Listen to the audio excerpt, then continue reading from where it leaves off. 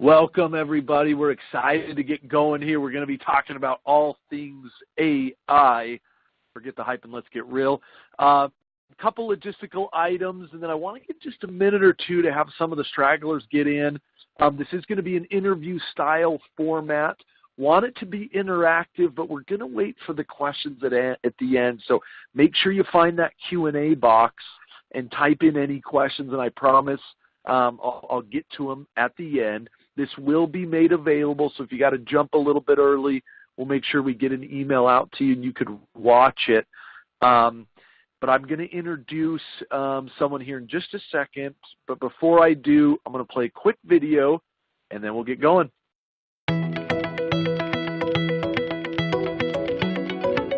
Hi, my name is Dave Elkington. I'm the CEO of InsideSales.com. And I want to share a little bit how we help our customers and our partners go through what we call an AI sales transformation. An AI sales transformation is about leveraging data and science and optimizing your process to help you sell more. And there's typically 4 phases in any AI sales transformation. You have a productivity phase that actually doesn't include any AI because you have to drive productivity and collect data to learn more how they engage. The second thing you do is you use predictive models then to identify who your buyers are, what their characteristics are, industry, geography, title levels, how they want to engage, things like that. The next thing you want to do is identify your optimal seller. So we're going to look at characteristics, tenure with the company, cycling of their pipe, their ability to produce new opportunities, and that will allow us to then make very prescriptive recommendations on what they should do to generate more pipe and actually increase their close rate. The last thing is all about leveraging the data that goes through this journey. So if you notice, there's a y-axis and an x-axis. The y-axis is a progressive stepwise increase in the amount of data that we're leveraging in the predictive models.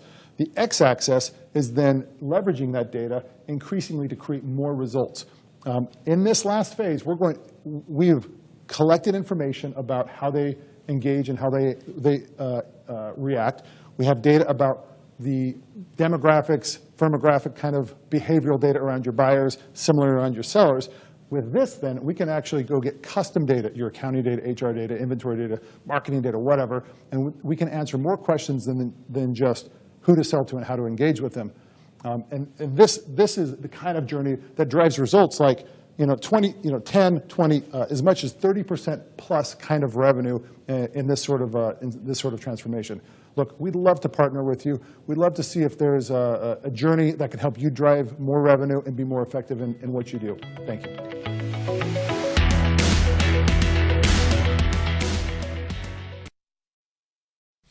Welcome, everybody. We're so excited that you're joining us today for InsideSales.com's webinar. We're going to be talking about AI for sales. Forget the hype. Let's get to the reality. And to do that, we brought in my friend and mentor, Dave Boyce, who happens to be currently the Chief Strategy Officer here at InsideSales.com. Dave, how you doing? Doing great. Looking forward to this 30 minutes. Yeah, it's going to be fun. I mean, Dave's all things AI. He thinks it, he drinks it, he sleeps it. So we're going to be diving into that topic. But for a lot of the audience who may not know you, Dave, can you give us just a little bit about yourself and kind of what you do here at Inside Sales? Sure. Well, Chief Strategy Officer, that means I think about kind of where is our future. I think about how we interact with the market, how we define the market, how we and how those things define our own growth strategy, our own product strategy, our own partnership strategy, sales strategy, things like that. Yeah, I mean, someone's got to be thinking about that, right? Well, I hope so. Yeah. And you're the guy to do it. Well, I want to get in, and we got a really cool offer we're going to be throwing out to the audience at the end that your team has been developing. I think it'll be fun to get to. So make sure you stick around to the end. But let's dive right into AI. It's obviously a buzzword. It's things that we're thinking about as sales leaders. But if you take a step back, why should sales leaders even be thinking about this topic of AI? I'm glad you said buzzword, because buzzword is sort of like, for people like you and me who think about sales, it's like I have no use for buzzwords. Yeah. Like they don't actually help me. I mean, AI, from a hitting my number standpoint, yeah. What can AI do for me? I know that it can help me with my Netflix viewing patterns. Right. And I know that it can help me with, making suggestions of what I buy on Amazon. It can help me, get from point A to point B using Waze, or if I'm using Yelp or other things, like I know there's sort of like guided and assisted sort of applications of AI in my personal life. In sales, is it just a buzzword? Is that all it is? Is it just something that I can't actually grab a hold of? I think that's what we want to. Well, and it feels that way because it does feel like you brought up some tangible results. I mean, I'm thinking, I've got my kids, I sit down, we watch Netflix, and it's suggesting, and recommending. Yeah. And, it was just Christmas, and obviously, the recommendation engine was full well on them. It feels so real and tangible, but in business, people are talking about it. Every company has some sort of AI now, don't they? I mean, you got to do AI. It's Einstein. If you don't do AI, you're not part of the trend. But I just don't know what it means. Yeah. So if we're successful today, what I'd love to do is talk directly to sales leaders and cut through all the hype. Just adding AI to the name of my product or the marketing slick, does not mean that that my product can actually help you sell more. Yeah. And if it can't help you sell more, then it is just hype. And it doesn't actually matter.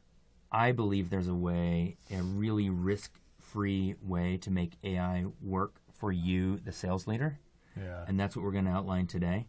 Everything else is just hype. Well, and this is the talk track. When Dave and I were talking about this, I said, it was almost the first time and where I thought it all kind of connected, right? Because being part of a company and a technology company and being in this AI space, when you walked me through the path that you're going to walk the audience through today, I finally kind of saw the full picture. Yeah. At times I felt like I've seen it and I've kind of been like, oh, I get it. But man, when you kind of see these four phases of this AI journey that kind of Dave will walk us through, it just takes you from beginning to end, makes it real. So let's dive in and just go phase by phase. Is that okay with you? And let's make that I think that's our watchword. If it's real, we were successful. Yeah. If it feels like hype, then, we didn't get there. Then you're not there. So let's dive right into phase one. So let's just talk about the what. What is phase one, or this kind of idea where people should start the journey of AI? Yeah. So let's go back to the examples we were using in our personal lives and just kind of define what is AI. So then we'll know how we get kind of from, here to there in our business life. I have a really expansive view of what AI is. It's anything that uses computing power to understand the past and then guide me towards a version of the future that I want. Yeah. So in Netflix, it understands past viewing patterns and guides me towards something that I'm going to like in the future. Right. Amazon's the same. Google Waze is the same. In sales, is there something we can learn from the past? Can we use computing power to learn something from the past that will guide me towards the future? And I'd like to, you said to the future that I want, results that are real. Yeah, exactly. Which, by the way, is like closing deals. Yeah. Right? It's like, let's just cut to the chase. It's actually making money. It's not. But you're right. I mean, Amazon gets me a show that I want, or Netflix gives me a show I want. Amazon gets me something that I want. It's not just about giving me past to predict something in the future, but it's something. So why couldn't I be predictive about viewing patterns in the past? It's because I didn't have enough data about the past. I didn't have data about who was renting what from Blockbuster and how those strung together against profiles. Like I didn't, when we rented videos, right. we didn't know anything about the past really. Right. Once we started connecting viewing patterns to individual profiles, we started to learn about the past, and then you can use that to predict the future. More of what works, less of what doesn't. Interesting. So phase one in sales, you have to have something data. You got to have something to look at. Yeah. It's one thing to have people using the desk phone and an unconnected email and their cell phone. I may or may not know about all of that activity, but if I can get a sales rep to actually use a system that captures all of that activity with precision, then I start to know. But that's the problem right now, right? Yeah. Oftentimes in companies, like you said, right? I've got Outlook, and that's not really connected to my desk phone. Certainly not. My mobile phone's doing something else, and I'm thinking, text message, all these different communication channels. That is like Blockbuster. It's just a bunch of people renting a video. Right, exactly. It's good. So think about the notion of yesterday, I hung up the desk phone, and all the data about that phone call just disappeared into the ether. Yeah. The only chance I had of the data about that phone getting captured is if the rep would swivel and say, oh, 3:01 p.m. attempted phone call, Bonnie Johnson, Which no answer. happens 1% of the time. Yeah, if that, especially if it's no answer. And AI wants to know which phone calls connected and which ones didn't. Yeah. It wants to know which ones lasted a long time and which ones lasted a short time, which ones in sequence resulted in a sale and which ones in sequence resulted in a not sale. Because then AI can sort of recommend more of what works and less of what doesn't. Yeah. So phase one is just instrumenting your sales team. And to start, you'd say, I mean, we're obviously talking about sales today. Yep. It is just the basic applications of a sales process. It is the phone or it is some of those basic types of activities. If you're going to use a phone that I get data off of. If you're going to use email that I get data off of. If you're going to use those two in concert, let's use a system that can track those two in concert. And so there are lots of sales productivity suites out there. That's right. Yeah. And the good news is sales productivity suites actually give you productivity. Right. So you do get, there is an initial benefit from this phase one. It's not just, it's not just like, strap in and do what I tell you to, even though it's more painful. No, actually, there's hacks in these systems. Ours has them. Other sales productivity suites have them. You talk about them all the time, like pre-recorded voicemail. Oh, that's super easy. Like, hey, I got voicemail. Let me click a button. It'll leave a voicemail in my voice while I move on to the next call. That actually just saved me a bunch of time. Schedule an email at a certain time. Manage my tasks a little bit better. The funny thing is, though, I think that's a different paradigm shift, right? Because when people, especially sales leaders, which I think we have a lot of them listening today, when they look at these tools, I think they always go for productivity. But what they don't realize is that really is just the first part of the journey. And that if you're doing it the right way, you're actually building up some real past data that could be potentially used more effectively. And if you don't go to that, you're going to a different place. I don't know if a lot of leaders think that way. That's amazing. They kind of just go, I need that immediate productivity. And look, 18 months in a role as a CRO, I got to hit my number. Sure. So I get why they're like, I need that quick bang, but it's like, it's not a sprint, it's a marathon sometimes, right? The good news is you can have your cake and eat it too. Yeah, you get both. Right. Like we can get 10% extra productivity out of a sales team by just doing those things like you talked about. Scheduled emails, templated emails, pre-recorded voicemails, local presence on the phone number. Like I will get more results out of my team by just giving them those tools. Then the question is, did I harvest all the data off the back end of that activity? If the answer is no, boy, like you just wasted a year worth of actual such a missed data. Opportunity. Such a missed opportunity. Do you feel like that maybe isn't, I mean, there is a problem in the market, and I don't want to go too far down this rabbit hole, but people struggle using technology tools. I mean, sales reps often say, no, I don't want to do it. Yeah. Do you think that why isn't communicated enough? Like, guys, it's not just about productivity. It's about raising the overall awareness. And maybe that wouldn't help, but I'm thinking, that's kind of where I am. I don't think the sales reps care that much because it's about hitting their number. Yeah, they just got to hit their number.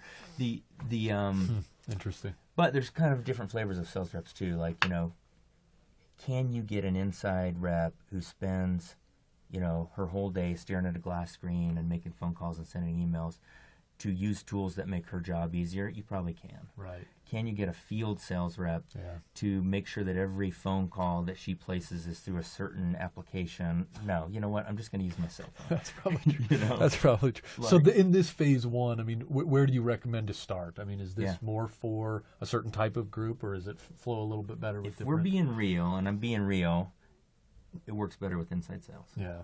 It just does. Because you have a chance of getting them to see tangible benefit by using a suite of tools that also give us the data we need for a future phase. Wink, give us the data, as well. Exactly. In this phase, I mean, you've been doing this a long time, obviously a lot of customers. What's the typical lift, or kind of, as we end up kind of bring to fruition this phase one, what's the lift you're typically seeing here? Easy, like falling off a log 10%. Yeah. Sometimes it's more. I love the cake and eat it too, right? It's like you're still getting this lift. Yeah. But if you're smart, you're not just focusing on the lift, you're focusing on the next phase. Yep. That we're going to kind of. Yeah, and we're going to get the real benefits are going to come in that next. Well, let's jump in there. So, do you have what do you typically call this phase one? Is just an introduction phase, or? I call it sales productivity. Yeah. Parentheses, instrument your sales reps. Instrument your sales Yeah. reps. Get them going. What we really want is the data, but what we're giving them to get them to use our system is instrumentation. Yeah. Perfect. So that's phase one. Let's jump into phase two. What is it? So now that we've got all that data, we know which phone calls were placed to which target companies, which target titles, which target geographies, at what time of day and what day of week, and which ones were answered. All the same on email. We got all the email stuff. Which emails were sent, in which cadence, in which sequence, which ones were open, to whom, like all that stuff. We know all that stuff. Well, now we start to optimize. Yeah. Right? Now we can ask the system, will you please recommend more of what works and less of what doesn't? Yeah. And Guys, doesn't that just, I mean, that line right there, Yeah. like, that, I mean, I remember the first time you told me to him, I'm like, yes. Like, why would you just have a productivity tool that keeps calling or keeps emailing? Wouldn't you want at some point not to just see every viewable show on Netflix? You just want to see the ones that you actually, like, or the ones that your wife and you will enjoy. Yeah. It seems like that'd be a logical thing. And it's a perfect job for AI. I mean, one way of thinking about AI is one category of AI is machine learning. Yeah. And machine learning is really just massive correlations, like parallel correlations. Which activities correlate with which outcomes, and there are, as you can imagine, just what we just talked about right just now. Let's say you're doing a 7-touch, cadence outreach strategy, 7-touch cadence, and it includes emails and phone calls. And they're in some sequence, and some are answered and some aren't, and some result in voicemail, and some result in live, and some get clicked on and some don't. Millions of permutations right there. There's no way that a human being or even a rules engine could make sense of that.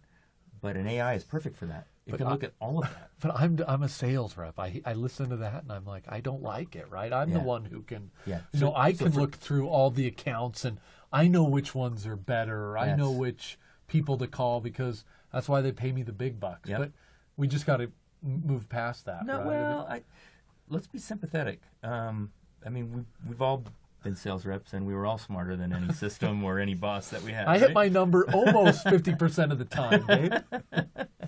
So I want to be sympathetic to that. And you used, for me, what's the most interesting AI user interface on the planet, or the one that I like the best, which is Netflix. There's a ton of AI going on in the background in Netflix. How many titles are in Netflix? Let's say like 4,000. I actually, it's a writer. It was. I looked this up. It's like almost 6,000, like 5,800 or something. All right, 6,000 titles. How many do you see when you log in? I looked this up as well. It's like 142. Okay. If you scroll down, you know how they have the different categories. Yeah, and you got to page through them all and then go down to the categories. But if you go, it's like 7 categories down. It's like 142, which comes out to be, that's like 2%. Great. So if you wanted to see the 143rd title, what would you have to do? You'd have to go search it. Yeah. You have to go search it. Hey, we can do the same thing for reps. I mean, let's give them the stuff that's going to work. I mean, and just lead them to water. And gosh, I can still make choices, right? Yes. Like in all the comedies that are recommended for me, I can either watch this one, or this one. But if I want to find the comedy that didn't make the cut, I got to go deep tracks, right? Yeah. And go search it. We do the same thing in terms of that recommending who to contact and how to contact them. We know a set of things that will work. Let's put that in front of the rep. Let them use their judgment within that sphere. And if they really, really, really are stubbornly, obstinately smarter, they can go deep tracks. They can go search it. Yeah. But I mean, just to simplify it like that, I mean, you think of Netflix and it is, I still feel like I'm in control. Yeah. But really, of course you are. I'm only seeing a certain portion of the titles. But the great thing is those titles, I think to your point, have been kind of run through the ringer. Yeah. And so they're my A accounts, or they're my things that I'm most likely going to like. But man, there's still a lot to choose from in there. And I'm like, I'm choosing, I'm flipping through them. So it's funny how well Netflix works with me, but controls yet empowers me to kind of enjoy my entertainment in a better experience. So if we bring that back to sales and we put only things that work, and we make things that work really easy, and things that don't work we kind of hide a little bit. and then, but you still leave a lot of empowerment to the rep to kind of manage through her day, and that is another 20% bump. 20%. Yeah. 20% bump. Yeah. Just by steering them to the stuff that works and away from the stuff that doesn't work. Yeah. What do you feel like? I mean, the concept of prioritization, I think, has been out there. You know, like look at stuff that is more likely to close. Yeah. How come it hasn't been as adopted? Is it something that we're just starting to get to now? I mean, I feel like people have been talking about it a little bit, but they've not been able to really see this benefit, I think, as much as people have wanted to. Well, the only data that we've had to prioritize in sales to date has been which accounts closed and which accounts didn't close. Yeah. And then we can go do a lookalike strategy. That's like, exactly right. Accounts like this, let's recommend. Accounts like that, let's not recommend. Yep, makes sense. But we've never known, because we haven't had the data, which people in those accounts are engaging with us or talking to us. Or have influence. Yeah. Right? So there's, and I don't call an account, I call a person. Yeah. So yes, I want to know if the account has a chance, but I also want to know which people in the account will get me towards that deal. And that's taking it to a level that is just where I don't close accounts, I close individuals. Yeah. And so that's maybe working with a workflow that it's finally getting to a place where it's working with me rather than just, okay, this account's better than that, but now it's this contact and how do I engage with this contact, et cetera. Takes it to a whole nother level. Yep. And you can imagine, if I wanted to be smarter than the system, I could say, of course Kimberly Clark would be great. Of course they would be great. But how the heck am I going to get started with Kimberly Clark? Right. Or I know something about Kimberly Clark that the system doesn't know. I know something about the sponsor that the system doesn't know. So I'm going to ignore that for now, and I'm going to go with the ones that I know. Well, this actually gets to another level. It's people. It's engagement with people. Yeah. It's phone numbers and emails that actually get answered. It's times of day that actually get responses. It's cadences and sequences that actually. So it's like it's getting to things that I'm doing. I never had the data before. Yeah. Right. So you said about a 20% lift. If you really maximize this phase, and this phase is kind of defined or called what? This phase kind of 2. So I call this optimizing your opportunities. Yeah. So optimizing. number 1, you think about instrumenting your salespeople, getting them productive. Yeah. And then it's about this kind of opportunity optimization. Exactly. And you get a little deeper into the data that you've been gathering in phase 1. Yep. Got it. That's it. All right, that's phase 1. That's phase 2. Yep. Jumping into phase 3. I mean, sounds like we've got kind of, you're almost following the sales process here a little bit. I've got kind of how I start to reach out, and now I'm really starting to close my deals and work a little bit better. Okay. Now where do I go? Well, now I'm going to back up. Don't go forward anymore. Yeah, just go all the way back. No, it's and from a sales leader standpoint, this is interesting too, because it's one thing to be able to kind of hit my number and then hit my number again and then hit my number again. I can do that by sheer grit and luck. It's another thing to take a step back and say, do I actually have a machine, meaning a sales team that's set up to win over and over again? So phase 3 is taking a step back and looking at which reps are doing which things that lead to success, and do I have enough of them? Interesting. So we switch it from looking at the opportunity, quote unquote, now to the seller. Yes. We're looking at kind of. And I've got a lot of data on them now, right? Because I know who's making phone calls, I know who's advancing things through the pipeline, I know who's sending emails, I know who's being effective, I know who's not being effective. So now we ask the artificial intelligence engine to just flip the unit of analysis from the opportunity to the rep, and then kind of scatter plot out for me what's going on, which reps are good at what, and do I have them in the right seats, and do I actually have a machine that can produce? And by the way, you will always see stuff you don't want to see in that analysis. Yeah, it's fine. I'll get some reps from bottom left to top right. I'll get some from bottom right to top right. I'll get some from bottom left to out. That's right. To a different role. Out. Yeah. But I want to make sure I can tune that machine so that I can rest a little easier knowing that I've got the right people in the right seats that can reliably. Yeah, it's funny. I came from a little bit of an HR world. I was at Gallup for a while. And, oh, yeah, that's right. They loved the 4-box model, yeah. Like a leadership profile, yeah. and they'd kind of pinpoint you in it. And a lot of it was pretty subjective, though. I mean, it was kind of like, based on a manager's review of somebody or something like that. But what I'm hearing you say is we're taking all those data points from what they're doing, and we're using data to actually somehow plot them in this category, which is just a completely different kind of view than I think most people are seeing when they kind of look at their people. Do you feel like when you look at you've probably seen a few of these, do you see the 80-20 rule kind of happening? I mean, is it true that or is it just that people are in different kind of buckets, or is it?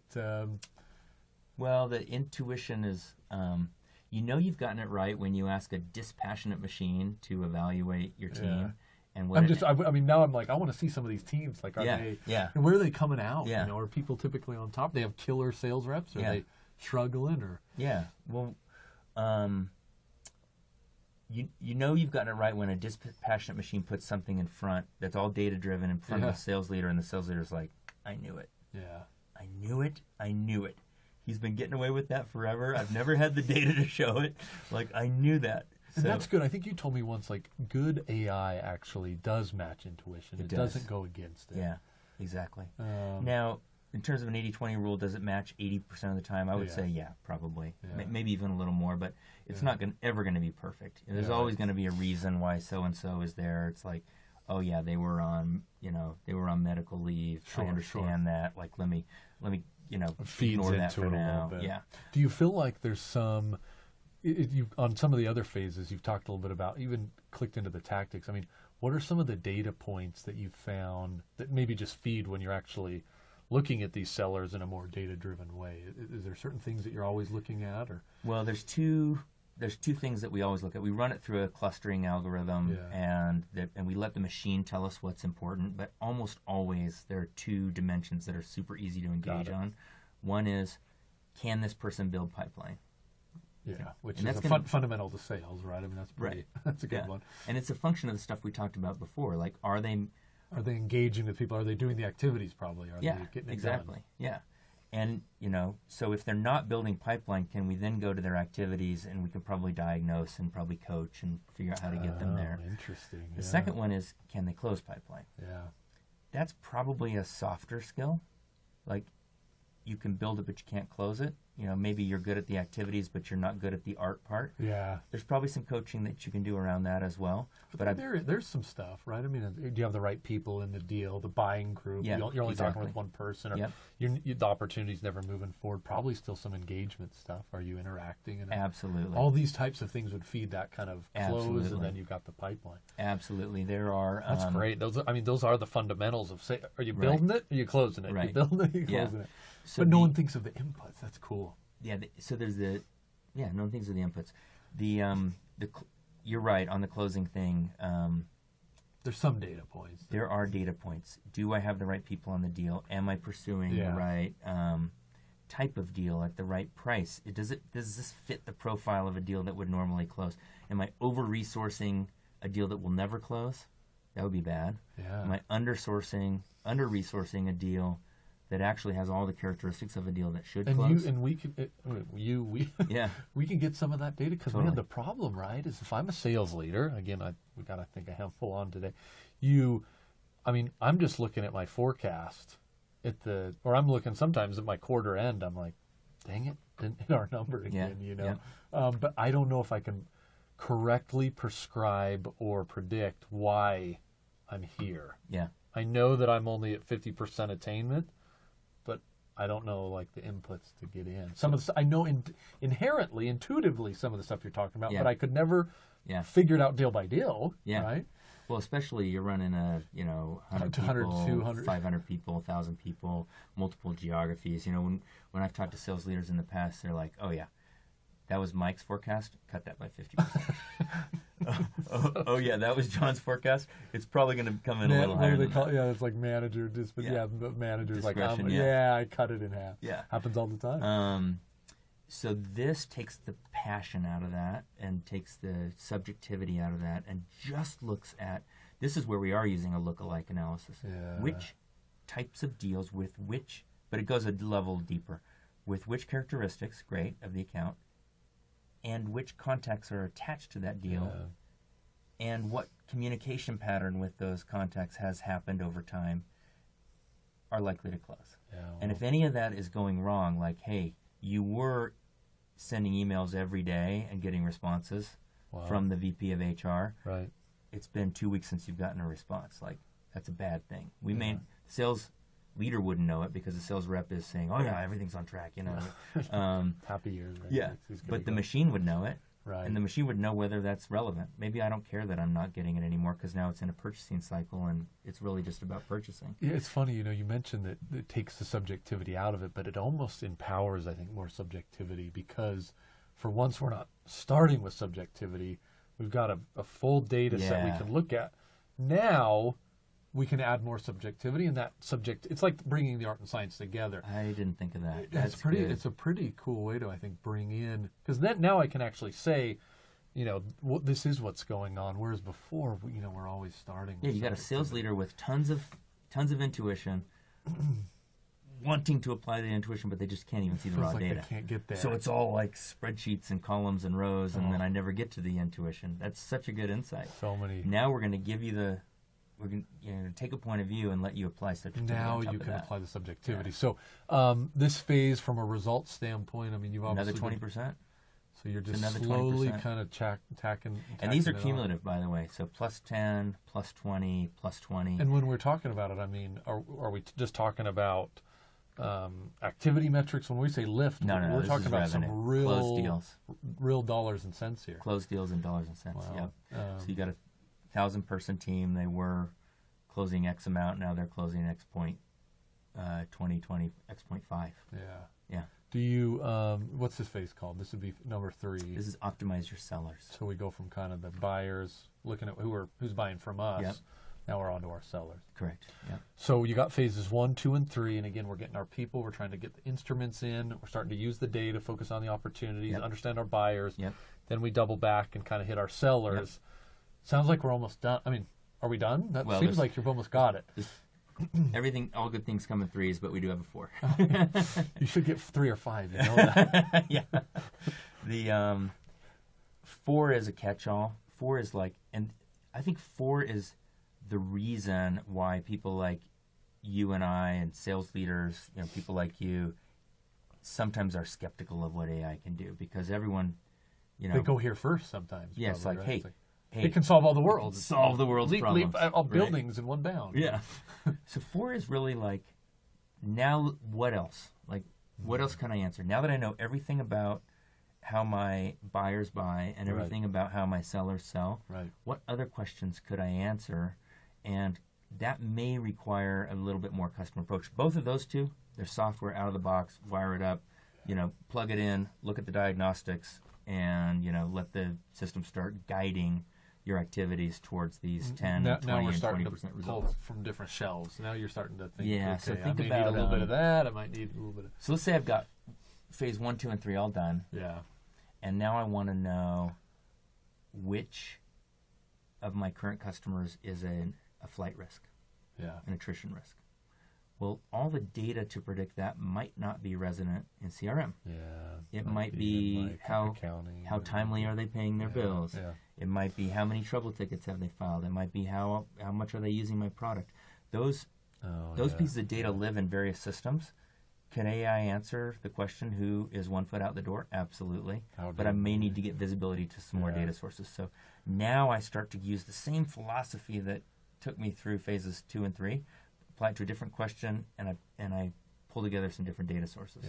Yeah, but I like how you kind of went to, because it sounds like, to your point, this could be a little bit of a catch-all, meaning you could, you know, we can start to tackle some real big challenges, big questions. But you went to kind of the, now that I've helped you close a deal and I've optimized so that your reps are closing more, let's make sure that we keep those customers. Sure. So that's a more natural place to maybe start as far as guidance, attrition, upsell, that type of area. Is that where you'd go? Or? And upsell's another one. Like, who's ready to buy more? And if they're going to buy more, is it more of what they already own, or is it a new thing? Yeah. Like, data and patterns exist around that. I may need to pull them in from various sources. Same stuff you said. Maybe how much they're using my product, or again how fast they're paying. Again, I can see how fast that would come into upsell. And we've sseen, by the way, really big results out of that. Really. But When any examples you can share or interesting stories? Because I know you've kind of tried to tackle some with the team some pretty, just big questions from big things. Yeah, I'll give you some generic examples and some specific examples. And this one's public. Yeah, sure. Caesars Entertainment, right? VIPs. Yeah. It's one thing to get them to show up at my property, but that's not how I make my money. Yeah. I make money when they actually spend. Yeah. So it's not like who can I get to show up? It's which individual, when they show up, will actually spend money. So that's an optimization problem that requires more than just getting them to sign on the dotted line. Right. To show up at the property. It's basically kind of an upsell. Yeah, it's like kind of who's going to spend once they show. We worked with another customer. This isn't public. Utility computing. Yeah. Hey, I can get you to sign up. Yeah. But then, are you actually going to use and expand your usage of my hosting facilities? If so, then that's a really good pursuit. If not, it might actually be an unprofitable pursuit, even though I counted it as a closed-won deal. Initially, but in the long run, right, it might actually cost me. So there's lots of stuff like that we can do, and it's plus 30% benefit now. Because you're going to potentially you're going into some pretty meaty stuff. This is actual net revenue, right? Stuff. If you can get that deep. So this is phase 4, and again, it sounds like it's a catch-all. You'd call this what? The custom AI. This is kind of just where Custom you use AI. it for the particular problems that are challenges facing your business. And I get pitched all the time on, people. They don't pitch me as a customer, but they pitch me like their startup or their company. Like our AI can do everything. It's like, okay, that's fine. Well, this is probably why we're running into some of the problems. Is they're pitching phase 4, they're starting with phase 4, and it's a little vaguer because it's starting with just big challenges, and it doesn't have kind of that nice linear approach. Yeah, theoretically, with enough data, AI can solve anything. But for sales leaders, give me a place I can start where I'll get a positive ROI phase 1, positive ROI phase 2, positive ROI phase 3. Right. Now I've become familiar with the concepts and I've actually seen the benefits. Now let's talk about custom. Yeah, and it does. The nice thing is it actually, I don't want to say dip your toes, but it kind of, starting with like productivity. I mean, we got to have that. I mean, that's what leaders have. So don't be afraid. You can start there and then inch your way into it rather than feeling like AI, I got to use it to solve some big challenge. Yeah. Do you feel like this 4-phase process is easy? I mean, again, a lot of leaders wanting to think about AI, I think like they should be using it, maybe sometimes not knowing how to use it. Is this an easy lift? Is it? Can you just plug and play and let the machine take over? Or does each phase expect some work as you go through this? Or how would you coach people to think about their part in it? Well, I can tell you that it's easy to justify. Yeah. And the good news is because the results are obviously coming. Yeah. And they're bite-sized. Like here's bite-sized effort for outsized returns. Here's the next bite-sized effort for outsized returns. Which makes a big difference. If you can justify it, that's going to make a big difference. Is it zero effort? No, it's not zero effort. Like, getting someone to go from how they used to call an email to this new guided way of calling and emailing, that's going to take some change management. Yeah. But they're going to see the benefits. They're going to actually reference to their peers how they saw the benefits. Yeah. And then you're going to have wind in your sails. Right. Now I can go to phase 2. Man, guided selling, you might want to get that one for your book title. I like that. Well, I really appreciate you joining, Dave. I want to ask one more question because we've got you. I mean, you dabble in this. I mean, the customer experience and the conversations with some of the people I know you've been engaging with. I mean, sales leaders have been doing it for years and years. We're running 1,000 person plus sales team, trying to solve some of their biggest challenges. You talk to them, you deal with this stuff. As you look forward, we've obviously got the 4 phases, but as AI continues to shape the way we sell in a guided selling motion, where does it go next? Do you see it? How does it continue to affect the sales and marketing process? Any quick thoughts on that? Well, I'm super lucky in my job. I get to talk to people who are, shaping the future. Totally, so, absolutely. People like Mark Warrenberg, who's on the MIT Technology Council, thinking about guys everywhere, eras of computing. Big thoughts. I'm on the board of Forrester Research. Congratulations, that was in the last year. That's fairly new, and obviously Forrester is looking at what are the next waves of innovation. And I can tell you that I believe that AI is a next wave of computing. Yeah. Hardware, and then software, and then cloud, and then the next is intelligence. Intelligence runs on data, and data is collected and organized, obviously, by all the underlying layers of the stack. The software, so you have to have those the cloud, the software. Yeah, you have to have them. Now that we have them, we can instrument and collect data. Okay, so great. We did that around who to engage and how to engage them. That's what we talked about in phases 2 and 3. Right. We talked about retention and cross-sell and upsell as being custom. They're not going to be custom forever. Yeah, right. We're going to collect enough data. That is. Even as I hear you say that, I'm like, that is pretty standard. I mean, we're not there. We're not a lot of people aren't thinking about that, but that, of course, that's going to be standard. Someone will figure out how to organize that data and put together a corpus of data and a way of thinking about it, and an algorithmic approach to prediction, and then all of a sudden, those are going to, be straight up software approaches. And I assume then you'll just keep taking different parts of the sales process. So it's just a progressive wave of once you have enough data, well enough behaved for that question, then you can standardize your approach. Interesting. So we could attack hiring. We were talking pre-show a little bit about getting deeper in hiring, coaching, or I mean, you could. The anywhere sky's you the can get the limit data. Yeah. Interesting. AI, there it is. Appreciate you taking It's really interesting. I would say, for a sales leader, why do I get involved in AI right now? There's 2 reasons. One, you can actually create some separation between you and your competitors today. Yeah. Because if your competitors aren't using it and you are, and you can get that 10% and 20%, well understood, great. Now you're creating separation. Second, there aren't a lot of sales professionals who have a lot of experience with AI. Yeah. Personally, I would want to be part of the group that does, not the part that doesn't. On the cutting edge, you want to get moving. Yeah, right? because that puts you in a really elite group of people who know where the future is. Right, kind of getting ahead of the game. Well, again, really appreciate you jumping on board. Appreciate kind of the closing comments there. For those people who want to take the next step with AI, I know your team's been working on something kind of special. And, unfortunately, it's a limited capability. We can't do it for everybody, but we would love for you to apply and kind of go through the motion. It's a really cool process that Dave and his team have come up with. It's called a neural scan.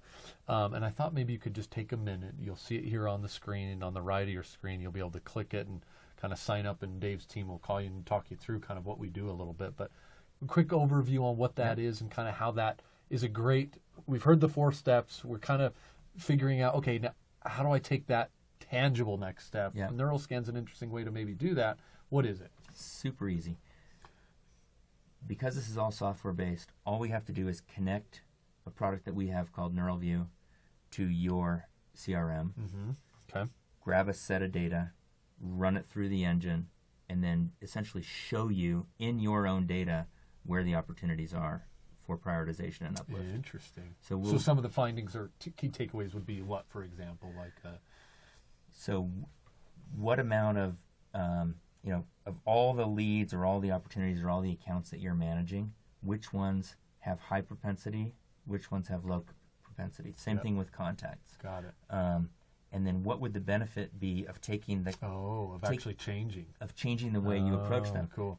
Aligning all of your effort to the not all of it, but shifting your effort to be towards the head of the tail versus the long tail of the non-closers. Oh yeah. Right? So you could actually kind of see. Oh, that's great. So using your data, you could see the benefits of potentially an AI. And if the answer is you're already fully optimized, great, then there's nothing to do. But if the answer is no, I know that I can optimize better, this becomes the ammunition to go get started. Got it. Well, there you have it. It's called Neural Scan. Neural Scan. It is limited, so please do grab it, check it out. Again, Dave and team will be reaching out to you to kind of follow up as a next step. So that's it for us. Again, Dave, thanks so much for joining. AI in sales. Forget the hype and get real. Thanks, brother. Take care, everybody. All right. Thank you. Thank you, everybody. I'm excited to have done that with Dave Boyce. I'm going to let him kind of jump into his next session here, and I'm just going to answer some questions to see if we can't kind of get into really the specifics of this AI. And God, there were some great questions today. So let me see if we can kind of dive into some of those right now. Let's go to the bottom of this list and see where we are. So April starts and says, what percentage what percentage of your clients are doing B2B enterprise sales, sales to large groups of buyers? Is that success rate or lift different? What does that lift look like? Now, the quick answer to that is April. God, there's some great questions, you guys. I can't wait to get into this. So when you look at our database, we actually do have slightly more people who sell to smaller companies than who sell to larger companies. What you were looking at was an aggregate of it all, right? So that's kind of where that lift was coming from, that 10% or that 20%. So as far as the differentiation, do you see a bigger lift in kind of people who are selling to small or people who are selling to large? The truth of it is no. When it comes down to AI, it comes down to transactions. We're going to talk about that in a minute. You do need more data. If you're just closing one deal a year, you're not going to get very far down that path. So that's kind of a quick answer on that, April. Let me see if I can jump into question number 2 here. This is from Namir. Namir, can you address how you know what works or doesn't work for prioritization? In other words, what helps figure out how to have better spend their time? Is it just about what time of day, etc.? This is an interesting one to kind of understand, what's really making up the data to play into the prioritization engine. And I'm just going to throw out a couple things. So, because think of it, Namir, around like the account and the contact. And you want both of those because you want to know from an engagement standpoint. Let's just go in calls and emails for a minute. So call times or call durations or call results or the number or potentially even some of the recording data from phone calls and how that interacts. Then add on that from an email standpoint, email address, what they're doing with your email, downloading it, forwarding it, some of the interactions, email times. Those would be some of the stuff that the contact is doing. On top of that, then you want to add whatever you can around the account. What's going on with the account? Certainly title, level, demographic, firmographic. Is the company growing? What's going on with the company?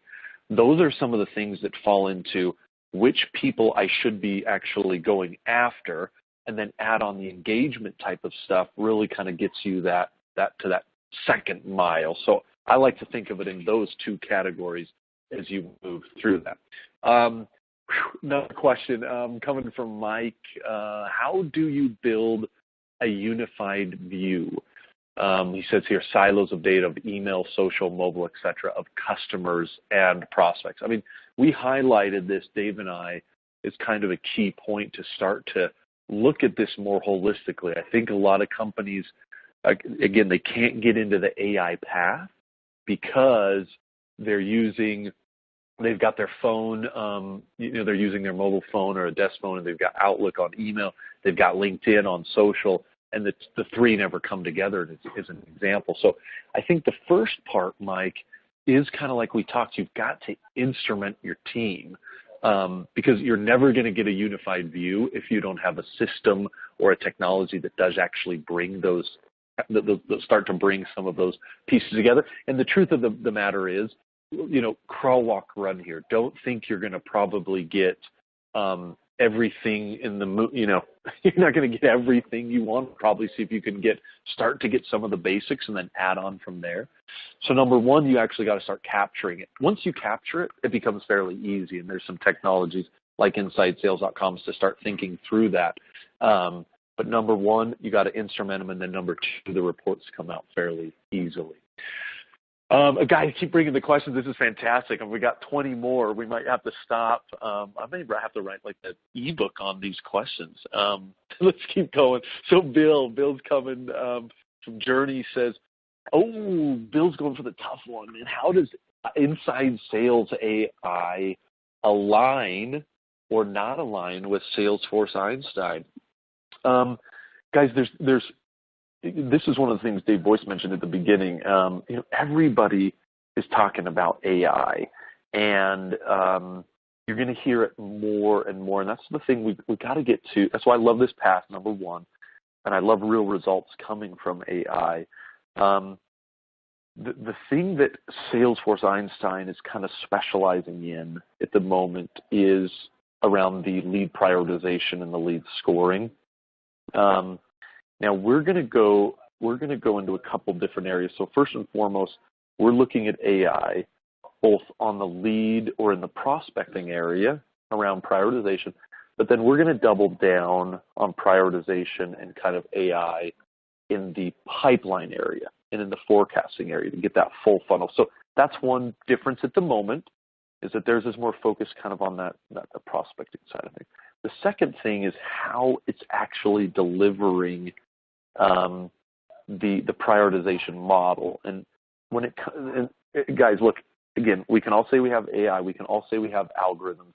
The thing that makes AI different in sales is data. Data is the new currency. So when an AI model goes through your system, it's going to say, hey, I'm going to look at, again, the title of this company. I'm going to look at the account and how big this is. And AI and Salesforce and InsideSales.com, we share some of those similar characteristics. Where we differ in that we both provide kind of a prioritization engine is this idea of cross-company data. And it's kind of the sweet sauce of inside sales. And there's a couple other questions about it.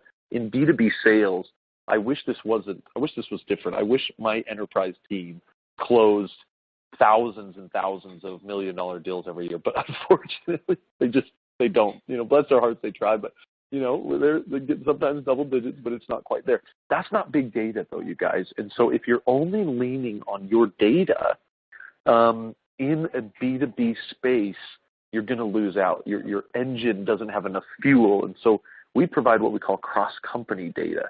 That's where, think of it as like pooling data. Think of it like Amazon. When you buy something at Amazon, that recommendation engine uses your history, but it also uses the attributes and behaviors of others that are like you. That's what our cross-company data says. It says, I get that this is what you're doing, but what are similar companies in the InsideSales.com data set experiencing? And that is, Bill, some of the places where we align and some of the places where we differentiate. That was a long one, Bill. Sorry about that. Okay, let's keep going. Ava, how does AI, I'm just winging it here. How does AI know if you're over-resourcing a deal that will never close?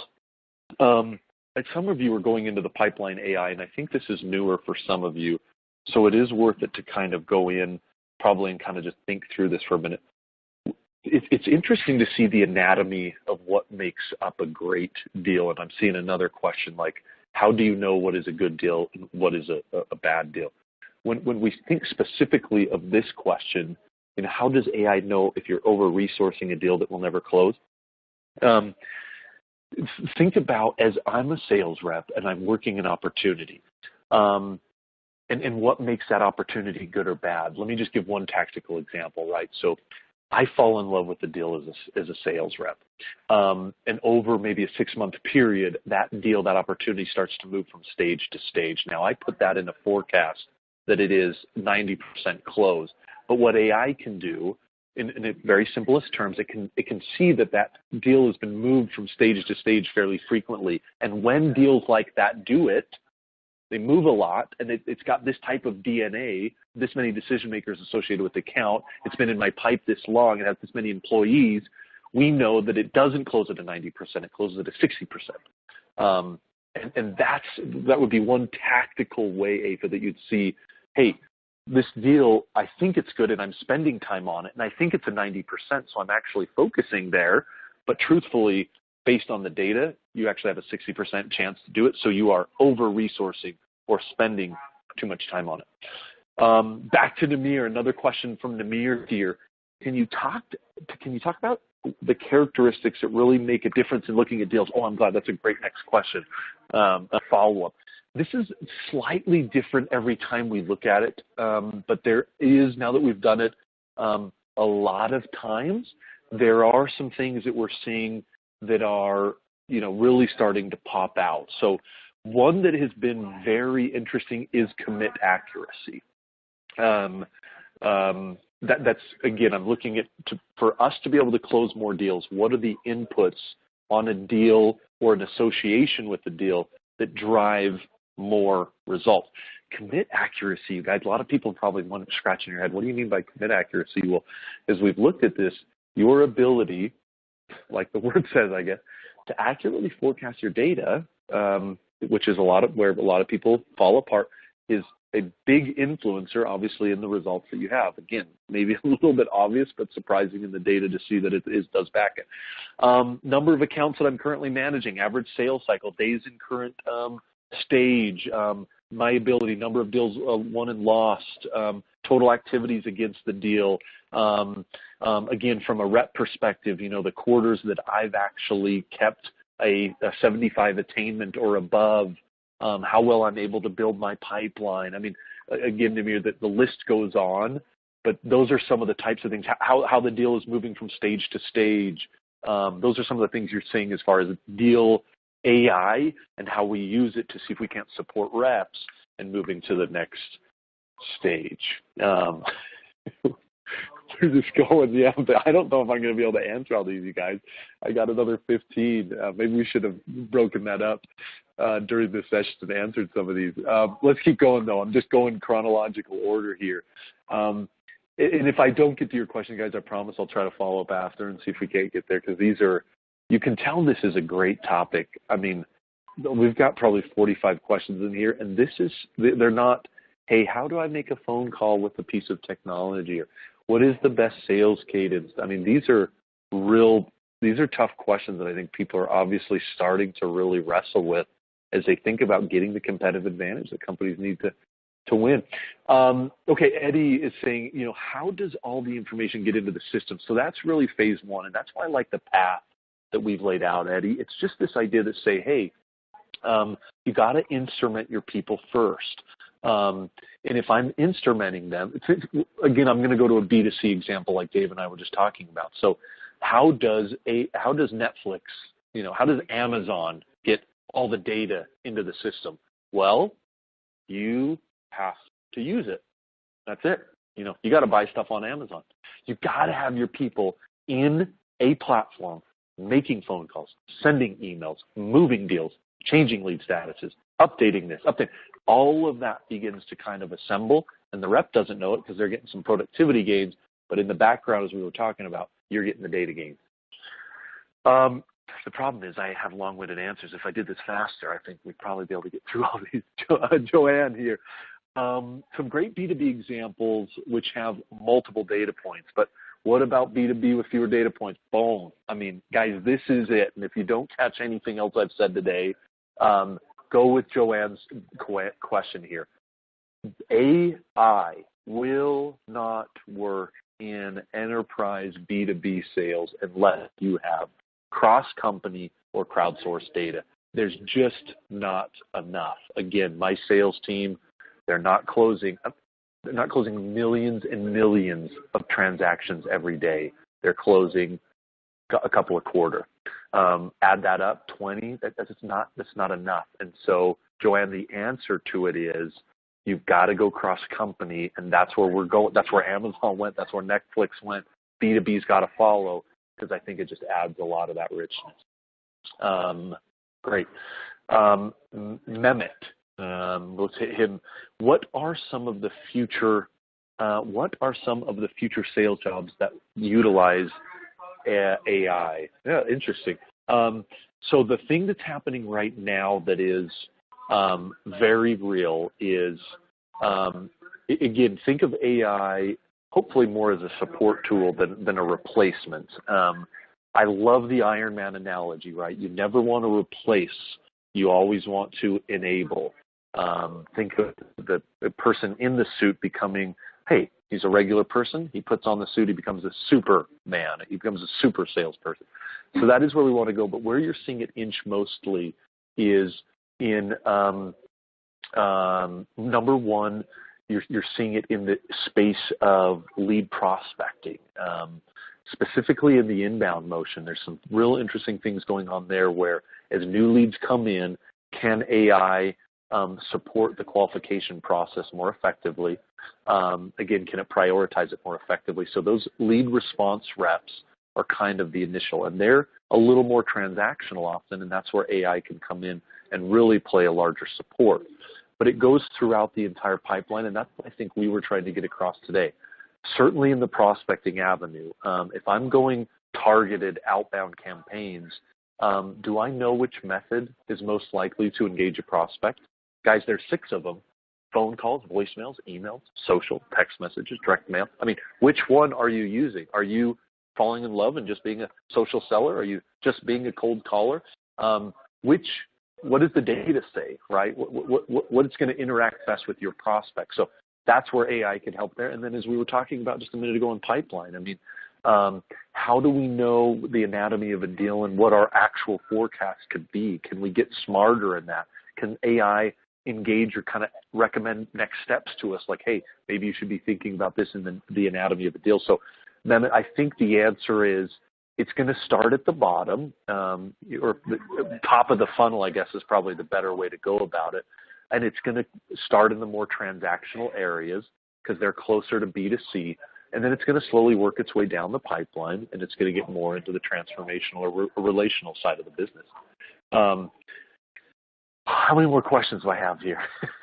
I got about 10 more. I'm probably not going to get to those, you guys. Oh, Joanne, did Joanne write that? What did she say here?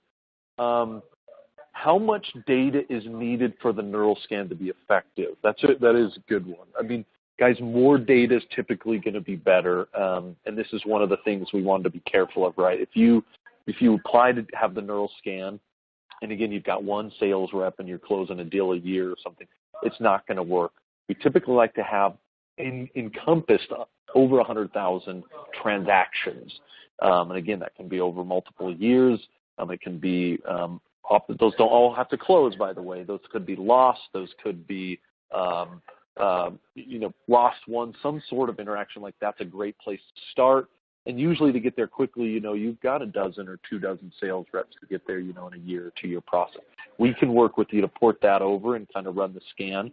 So that's, Joanne, kind of a nice place to start, but you can reach out to me directly if you want to go a little bit deeper into that. Last one, guys, I'm going to get to. We're already over, but they're such good questions. This was a paragraph. Assume good buyer data history. Are some companies using AI today to act on individual buyer engagement and value preference for future upsell sales? In addition, assume good buyer data history. Okay. Are some companies using AI to act on individual buyer engagement and value preferences for future? Yeah, this is, I think, a little more, we were hitting this at the end kind of as the custom AI mic, and this is a little more cutting edge, I think. Again, AI at the moment is focusing, it's diving into the marketing, it's moving into sales, and it's starting to work its way down the pipeline. But think about even from a technological standpoint, customer success in the post-sales process is a little bit barren. There's a whole frontier of companies, I think, kind of emerging that are diving into this customer success space. So absolutely, and I know of a couple that I've been out to, and Dave Boyce alluded to some of them, where they're doing exactly that. You got good buyer history. They're looking at different attributes, and they're trying to figure out what's the best next cross-sell or upsell product and who's most likely to do it. So it's happening, but you're going to see that it's few and far between. And then he says, in addition to one company's experience, are you aware or foresee multiple companies teaming up to new aggregators of data portraying each unique buyer experience, preference, and probability to buy? If I'm understanding that, I think he's kind of going towards a little bit of that cross-company concept, right? And if you are, Mike, then 110% yes on that. Because, again, if I buy on Amazon, it's very powerful to know my history. But it's even more powerful to know what people like me are doing, what people like me have purchased and recommend. And with that, I think that's where the power is going to come into B2B. And the people who nail that, again, we can all get phone call data. Yeah, I mean, anybody can do that, but not everybody can get kind of this team data, as you say. So I think that's going to be the cherry on top that makes the difference in the data space of the new currency of AI. Guys, a couple more, but I'm 5 minutes over. I was having such a fun time. Half the people. It looks like some people certainly dropped off, but I love it. I'll be offended if you don't grab me on LinkedIn. You know I want to continue the conversation. We're getting passionate about AI because we want to go real. Let's get real with AI, real results, real people. Have a fantastic day. Thanks, everybody.